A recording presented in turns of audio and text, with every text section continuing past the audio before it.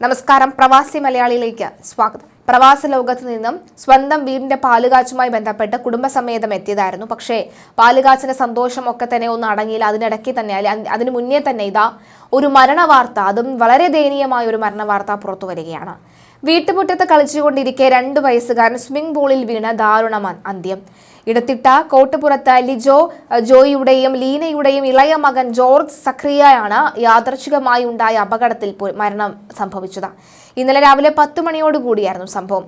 മുറ്റത്ത് കളിച്ചുകൊണ്ടിരിക്കുമ്പോൾ വീടിനോട് ചേർന്ന സ്വിമ്മിംഗ് പൂളിലേക്ക് വീഴുകയായിരുന്നു.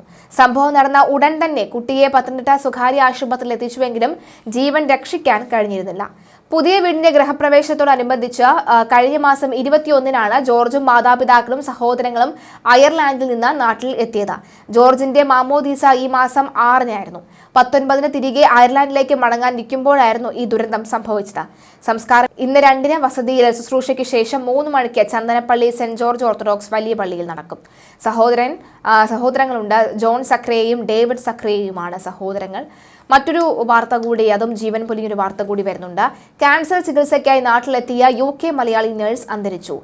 ഈ ഗ്ലോസ്റ്ററിലെ സ്ട്രൗണ്ടിൽ താമസിച്ചിരുന്ന വിൻസി കാഞ്ഞിരംപറമ്പിൽ വർഗീസാണ് നാട്ടിൽ വെച്ച് മരണം സംഭവിച്ചത്. തൃശൂർ ജില്ലയിലെ മണ്ണുന്തി സ്വദേശിനിയാണ്.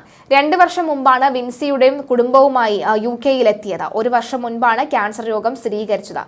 UK-യിൽ ചികിത്സയിലിരിക്കെ ഇക്കഴിഞ്ഞ ഏപ്രിൽ അവസാനം നാട്ടിൽ പോയി ചികിത്സ തുടരുകയായിരുന്നു. ഇതിനിടയിലാണ് വ്യാഴാഴ്ച വൈകിട്ട് വിൻസി വിട പറയുന്നത്.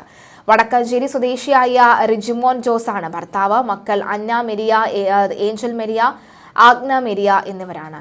മരണവിവരം അറിഞ്ഞ് ഭർത്താവ് റിജോയും കുട്ടികളും UK-യിൽ നിന്ന് കഴിഞ്ഞ ദിവസം നാട്ടിലേക്ക് തിരിച്ചിരുന്നു. വിൻസിയുടെ അപ്രതീക്ഷിത വേർപാടിൽ കുടുംബത്തിന് കൈത്താങ്ങാവാൻ ഗ്ലോസ്റ്റർഷെയർ മലയാളി അസോസിയേഷൻ, യുഗ്മ ചാരിറ്റി ഫൗണ്ടേഷൻ എന്നിവരുടെ നേതൃത്വത്തിൽ ഫണ്ട് ശേഖരണം ആരംഭിച്ചിട്ടുണ്ടായിരുന്നു. പക്ഷെ അതിനിടയിലാണ് ഇപ്പോൾ ഇത്തരം ഒരു മാരകമായ സംഭവം ഒക്കെ തേടിയെത്തിയിരിക്കുന്ന 3 പെൺകുട്ടികൾക്ക്, അന്ന മെരിയ, ഏഞ്ചൽ മെരിയ, ആഗ്ന മെരിയ എന്നീ 3 പെൺകുട്ടികൾക്ക് ഇനി ആരാണുള്ളത്? അച്ഛൻ മാത്രമായി അവശേഷിക്കുന്ന ഒരു അവസ്ഥയിലേക്ക് കാര്യങ്ങൾ എത്തി നിൽക്കുന്നു എന്ന് വ്യക്തമാവുകയാണ്.